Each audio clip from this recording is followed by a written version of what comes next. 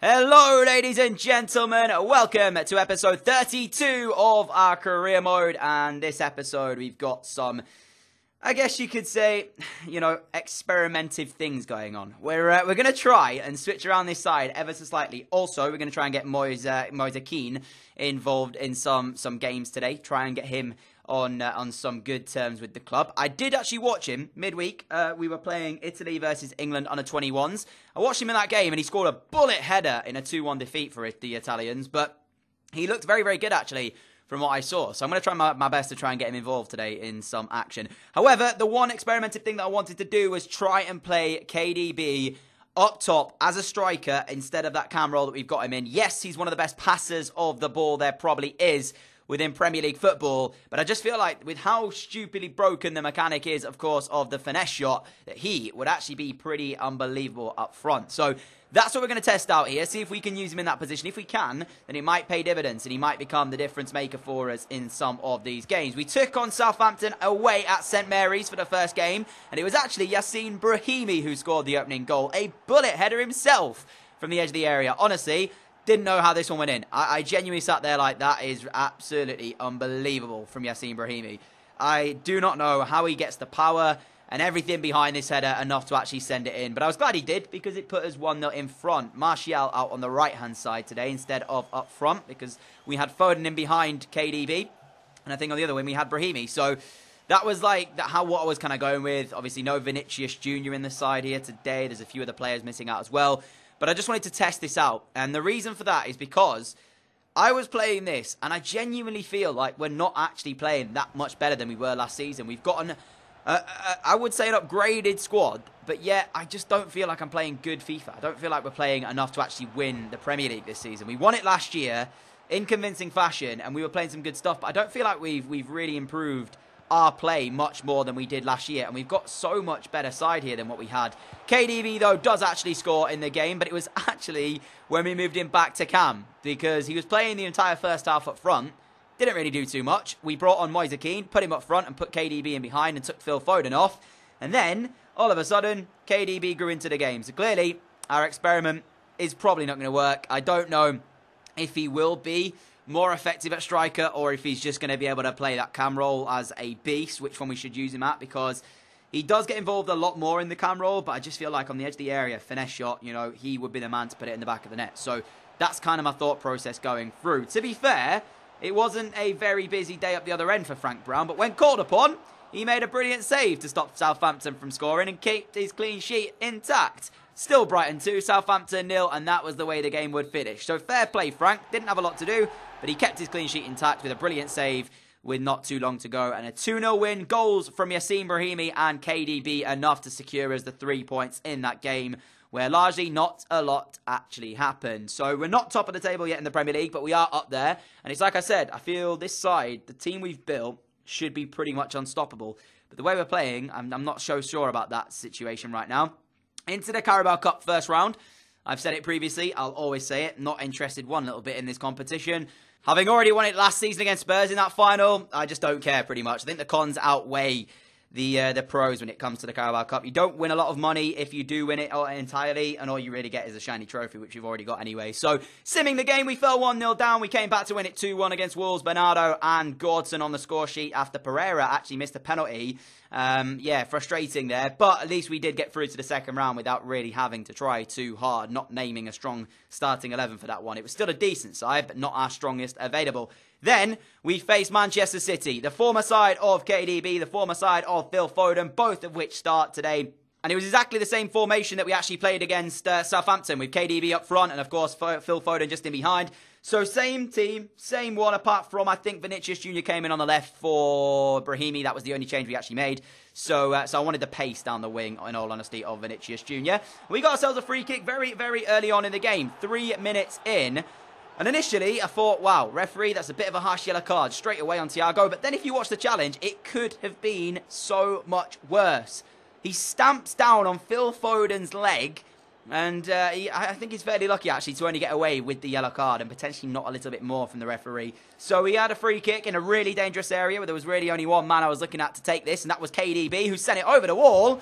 but it cannoned back off the post, and it wasn't meant to be. Brighton 0, Man City 0 as we've just begun. Man City as well up until this point. I think were they top? They might have been top. So very, very tough afternoon here we've got on store. But then I can't be making mistakes like this. Frank Brown throwing the ball out, trying to find the feet of Van Dijk. Sterling read it and sent it just over the top of the crossbar. Should have been Man City leading the game. Really, really should have done. So we need to not make mistakes like that, because they will come back to cost us. Then Anthony Martial going down the right-hand side, finding the pass inside to KDB against his former club. This is what I'm talking about, man. This is why I don't know what's wrong with us. We have an unbelievable side. A player of his magnitude, KDB, should not be missing that. He should be burying that chance. So wasted chances all across the board for both sides so far. We move into the second half. Not quite sure how on earth Rabiot's ended up on his backside there. But a throw-in from Manchester City's Leroy Sané comes in. Rabiot does bits to win it straight back. Finds Martial's feet. Moise Keane on the ball, the substitute. Finding KDB. He lays it through to Vinicius Jr. And it is Brighton 1, Manchester City 0. We deserved that goal because I felt we had pretty much dominated the game up until this point. I felt that we were the miles better side in a game where it was going to have to take us a major mistake to allow Manchester City back in this, which we did already make, of course, through Frank Brown early on in the first half. But we were playing decent. We were dominating the play. We just weren't able to finish our chances. And that was the problem that I was finding. So, quite glad to see Vinicius Jr. score this one, even if it wasn't the most, difficult of chances. But at least we put the ball in the back of the net. That's what it meant to the players celebrating out there. But you knew what was coming. You just felt it. You just felt like this was going to be one of those games where, I mean, without sounding harsh on the players, they've got to be stronger. A few tackles came in here. We didn't win the ball back because they were a bit of appalling tackles, really. Frank Brown makes 2 incredible saves to keep us still in front. Then from Thiago's corner, who was, as I said earlier, quite lucky to still be on the pitch, he puts it in. We head it back into the danger area for some reason. I don't know why we did that in the first place. Why we put it back into the mixer. They get another corner. Leroy Sané over this one. He puts it in. Again, not really dealt with. We clear it off the line. Unbelievably, we're still winning the game. Then we pick up the ball, pass it straight to Thiago. He finds Fekir. And it's back on level terms. Brighton 1, Man City 1. And there's so many mistakes that we make in the build-up to that goal that I just wanted to kick myself in the face. Genuinely. I couldn't believe how many mistakes we made in the lead-up to Manchester City's equaliser that I just was sat there thinking to myself, what am I doing? What am I doing? But then again, looking back at this, for all of Frank Brown's heroics earlier on, he stands still for the goal, to be fair. So I felt he could have done a little bit better. Nevertheless, decent strike by Fekir. Goes back to 1-1. Then, Kehrer going down the right, dinks the ball over the top. Poor pass. No way that Anthony Martial's going to make that until Vincent Kompany gets himself completely in a mess. Miscontrols it. Sends Martial in. Tries to bring him down to stop him scoring. But the ball goes in the top corner. It would have been a penalty had he have not scored Martial. That's 100% certain. No doubt about it. It had to be a penalty kick if he didn't score that. But he did put it in. And we deservedly led again by 2-1. So, yeah, mistakes were made at the back. We didn't deserve to win from the aspects of us defensively. But certainly going forward in our control of the game, the way we played, I felt we were the better side. It's just the mistakes we need to get out of our system. Because we can't be making them at this stage in the career. Because the bigger sides, the better sides, definitely will punish us like Manchester City did today in that first goal. And this is what really, really annoyed me. Now, this one I disagree with. I don't think it's our fault entirely. Because right here, Eric Bailly heads the ball out for a corner kick, okay? I'm going to show you on the replay. Watch where my analog is aiming for this. I don't know why his head is angled like he wants to put it out for the corner. You can see my analog is aiming to head this towards the path of Yacine Brahimi. Yeah? So for some reason, Eric Bailly decides he's going to put it out for a corner, which means now with a minute to play, we've still got to defend that corner, which then gets put into the mixer by Thiago. And let me say, there's a clear foul in here on Frank Brown. He comes out to get the ball. There is the foul. He's on the floor. Nothing given. And it comes straight back at us. Thiago again. He finds Alaba. Jesus on the ball. Smashes it in. It's Brighton 2, Man City 2. And I was just sat there. Yes, I made mistakes with the first goal. I shouldn't have conceded from that one. But that one just felt like I could do nothing against it. I couldn't really do anything. I know it's going to sound me being a little bit salty or whatever. Take of it what you will. But again, I return back to the point I make about Eric Bailly's header. I was trying to aim that towards Yacine Brahimi, but the way he angled his head and everything suggested that he wanted to play out for a corner kick.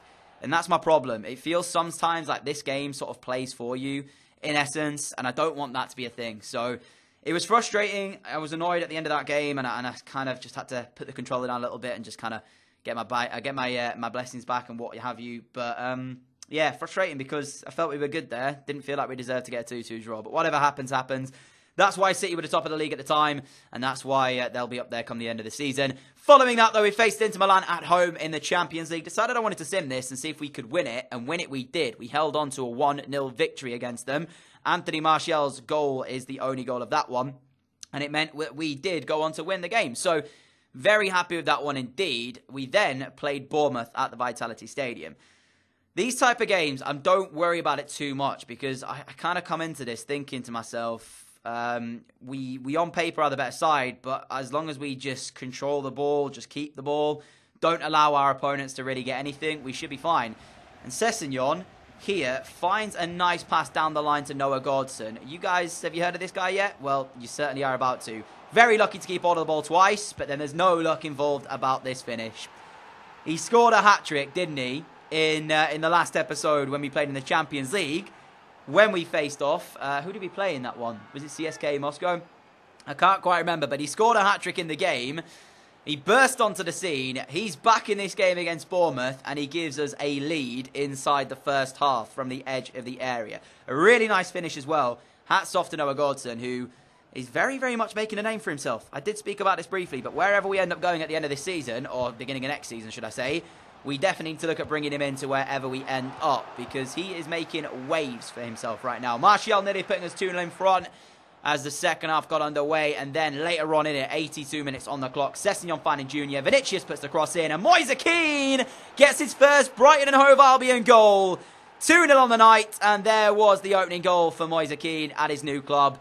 The signing from Juve, I said to you guys, he scored a bullet header in real life when I watched the Italian under-21s play against England, and he scores his header here today. Finally, he's on the score sheet. He came on in every single game we played today. Every single one of those in the Premier League, he was substituted on, simply because I wanted to try and get him that goal that we've been waiting for. And there it is, ladies and gentlemen. Moise Kean with his first for Brighton. I'm very, very happy with that one, and we did hold on to the 2-0 win. So, mistakes were made against Man City, a very disappointing 2-2 draw, but we bounced back, got another win against Bournemouth, and that was the final gameplay game of the episode. We do have one more game to come against Watford, a simmed one, in fact. But other than that, that is nearing the end of today's episode. Obviously, that is the side we named for it. I think we got on to win this one as well, so happy days. Everything was good. I think it was a 4-1 win in the end, with KDB grabbing 2 of those 4. So, can't really ask much more from him. But I want to thank you all for your continued support on the channel. It's been absolutely crazy recently, seeing how much you guys have been enjoying the channel. I understand this game this year has a lot of hit and miss fans of FIFA, let's say. A lot of people are not enjoying it and have actually gone off the game. But you guys have kept with the incredible support the entire way through. So thank you so much for that, as always, guys. I will always be appreciative of everything you guys do, because without you, this all probably wouldn't happen. So, yeah, massive, massive thank you to all of you out there who support my channel. If, though, you are new around here and you do like what you see, the subscribe button is down below. You can click that and follow me on the channel. Alongside it should be a notification bell. So if you want to be notified whenever a new video goes live, then hit that notification bell and you will get a little notification to whatever device you guys use to watch these videos on. That's how the league table's looking at the end of this episode. We do have another upload out for you guys tonight. It is the Road to Glory career mode, so do stay tuned for that one. It should be out at 6 PM tonight, UK time. So if you're excited for that series and want to see it, make sure you have hit that notification bell and you do get notified at 6 PM when that video goes live. Other than that, though, guys, My Player returns tomorrow at 4 PM. So if you are a fan of that series as well, that will be back tomorrow for you all to enjoy. Catch you all again later on tonight at 6 PM, ladies and gentlemen. Until then, adios.